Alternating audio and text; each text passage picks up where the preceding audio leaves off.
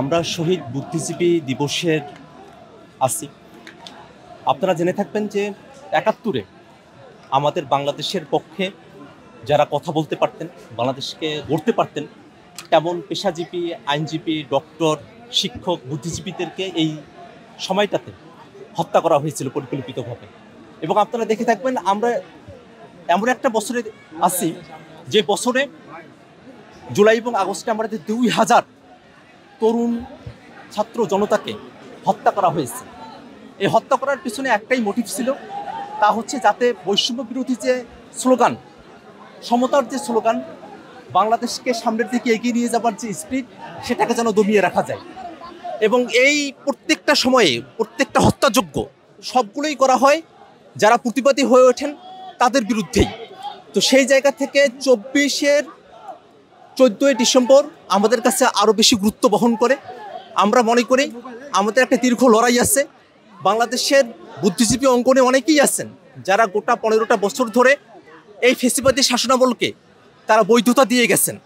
আমরা আজকের বুদ্ধিজীবী দিবসে তাদেরকে আমরা ঘৃণা ভরে প্রত্যাখ্যান করি।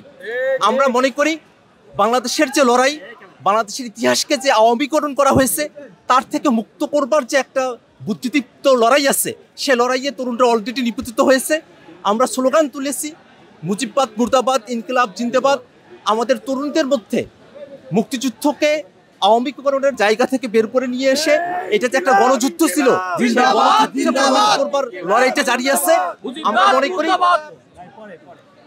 জুলাই এবং আগস্টের যে শহীদেরা আছেন, তারা যতদিন পর্যন্ত আমাদের হৃদয়ে, আমাদের মানসপটে থাকবেন, ততদিন পর্যন্ত আমাদের এই একতাবদ্ধতাকে কেউ প্রশ্নবিদ্ধ করতে পারবে না। এবং যে ষড়যন্ত্রই করা হোক না কেন, সেই ষড়যন্ত্রকে বাংলাদেশের ছাত্র জনতারা প্রতিহত করবে।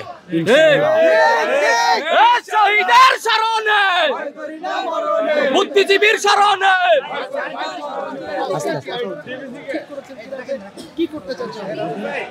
আমরা বুদ্ধিজীবী হত্যা দিবসে আমরা প্রতিজ্ঞা করি যে বাংলাদেশের সামনের দিনে যারা জীবিত থাকবেন তারা যেন এই যে শহীদ বুদ্ধিজীবী যারা আছেন, যাদের কথাটাকে বন্ধ করে দেওয়া, তাদের অ্যাক্টিভিটিকে চিরতরে বন্ধ করে দেওয়ার যে পায়তারা, এমনটা যেন কেউ করতে না পারে।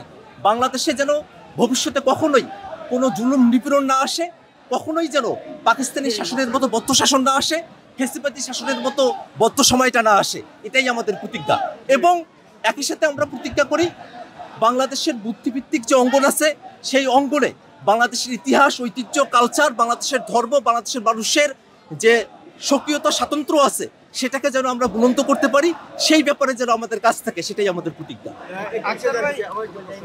নাগরিক কমিটি ভবিষ্যতে হয়তো একটি রাজনৈতিক দল আকারে আত্মপ্রকাশ করবে, এমনটা আমরা জানছি বা শুনছি, হয়তো আপনারা করবেন। জানতে চাচ্ছি, যদি আপনারা রাজনীতি যখন পুরোপুরি করবেন কিংবা ক্ষমতায় আসবেন, এখন যে শহীদ বুদ্ধিজীবী হত্যার বিচারের একটি দাবি হয়েছে যে ৫৪ বছরে হয়নি, আপনারা এটিকে এগিয়ে নেবেন নাকি? এই ক্ষেত্রে আপনাদের অবস্থান?